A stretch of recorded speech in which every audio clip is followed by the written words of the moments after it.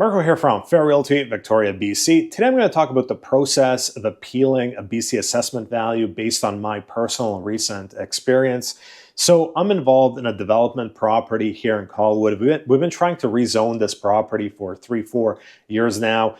Currently there's a single family home in the property. We've been trying to rezone it to an apartment building, and this property for the last 3-4 years has been assessed around $1 million. I'm rounding to the nearest 100,000. Last year we finally got a conditional rezoning approval. There are conditions that have to be met, but it was conditionally rezoned.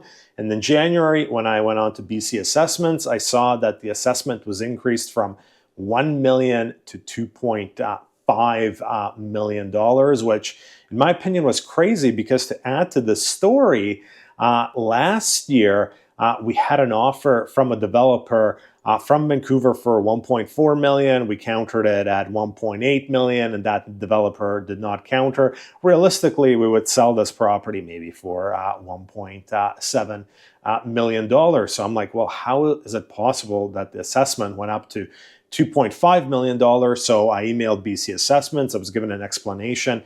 These development properties, they calculate on a per door basis. So let's say the going rate per door of potential condo or apartment building is 40,000 and it's been rezoned to 50 units.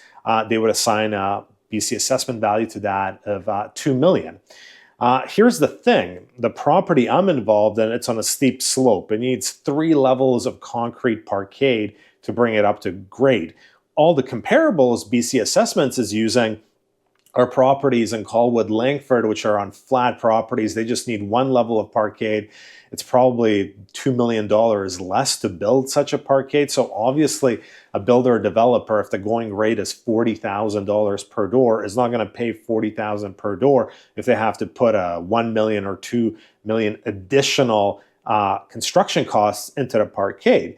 Then I explained that. The reply I got is like, well, the developer adjacent to you, he paid this much. The issue with that is that sale was 3 years ago at the absolute peak of the market, and I believe that developer overpaid. So BC Assessments, through the initial emails, refused to lower this assessment of $2.5 million. Then I further appealed it. Then it goes to a panel. I was allowed to upload some evidence. I uploaded the actual offer we had from this developer in Vancouver, indicating we signed back countering at $1.8 million. We would have sold it for $1.8, but in reality, if that developer had continued negotiating, we'd sell it for even less. I also uploaded some other evidence, such as the topography. A meeting was set in front of a panel. So it was a panel of 3 gentlemen, the BC Assessments appraiser, and myself. I was given time to speak. BC Assessments appraiser was given time to speak. He wanted the value to be left at $2.5 million. I was arguing it should be dropped down to $1.7 million.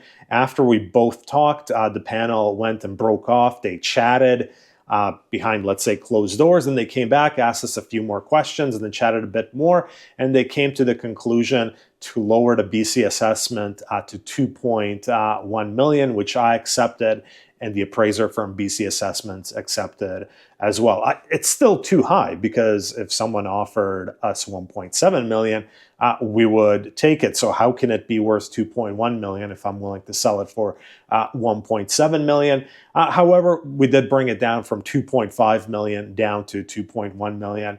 Even though the outcome isn't the best, I think it's still way overassessed. I got to admit, the appraiser from BC Assessments was very professional. I found the panel was very fair. It's very difficult to convey to them, why this property is worth 1.7. I think basically they looked at it and said, okay, BC Assessments wants 2.5. This guy wants 1.7. Let's just meet them in the middle at 2.1. The one thing I was kind of surprised is the BC Assessments appraiser, he kept bringing up the sale next door that the developer had bought 3 years ago and using that as a comparable. I don't know how you can use a comparable from 3 years ago at the peak of the market. The BC Assessments appraiser argued the market hadn't changed much.